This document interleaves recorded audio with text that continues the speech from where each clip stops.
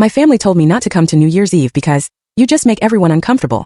I rang in the new year alone in my apartment. Then at 12:01 a.m. my phone rang. It was my brother, his voice trembling. What did you do? Dad just saw the news, and he can't breathe. This is my story. I'm Nora Townsend, 29, and 3 days ago, my family called to tell me not to come to New Year's Eve. You'll just make everyone uncomfortable, my mom said, her voice smooth and final, like she was declining a business proposal. So I spent December 31st alone in my tiny studio apartment in Cambridge, watching strangers celebrate through my window. Meanwhile, my family was toasting champagne in their Greenwich mansion without me. At exactly 12:01 a.m. my phone rang. It was my brother, Ryan. His voice was shaking. Nora, what did you do? Dad just saw the news and he's not breathing right. Mom is screaming. The news he was talking about? My company, Neural Thread Incorporated, had just gone public at midnight with a valuation of $2.1 billion, making me one of the youngest female tech billionaires in America. But the money wasn't the shock. It was what I revealed in the Forbes interview that went live at the very same moment. 3 years of emails, patents, and recordings proving my brother tried to steal my work. Before I tell you what happened that night, let me set the scene. The Townsend family wasn't just wealthy. We were legacy. Old money from Greenwich, Connecticut. The kind that came with a 40-year-old medical device company, a mansion with actual columns, and the expectation that you'd know which fork to use at charity galas before you turn 10. My brother Ryan was groomed for all of it. 5 years older than me, effortlessly charming, the kind of person who could walk into a room and make everyone feel like they mattered.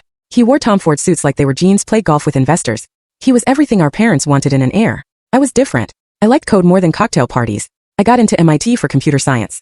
And while my parents smiled for the acceptance photos, I overheard my mother tell a friend, "It's a phase. She'll grow out of it and do something more practical." When I graduated, top of my class with a research focus on AI-driven medical diagnostics, my family didn't even come to the ceremony. They were at Ryan's golf tournament, a charity event, my mother explained. Ryan needs us there for networking, sweetie. You understand. I understood. I understood when I moved into a tiny studio in Cambridge with 2 roommates, while Ryan got the penthouse in Back Bay. I understood when family dinners became strategy sessions where they discussed Townsend Industries' quarterly reports, and I sat quietly, pushing my food around a Wedgwood plate. I understood when my father introduced Ryan to business partners as the future of this company, and introduced me as our daughter who does computers.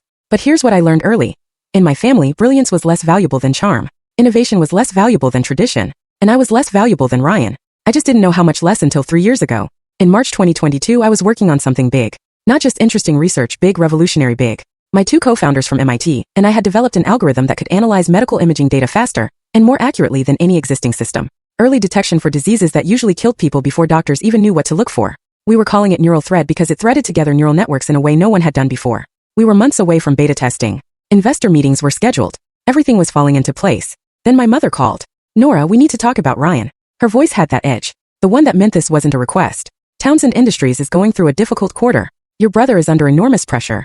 Your family. You need to help. I explained that I was in the middle of critical development, that my startup was at a fragile stage. Startup.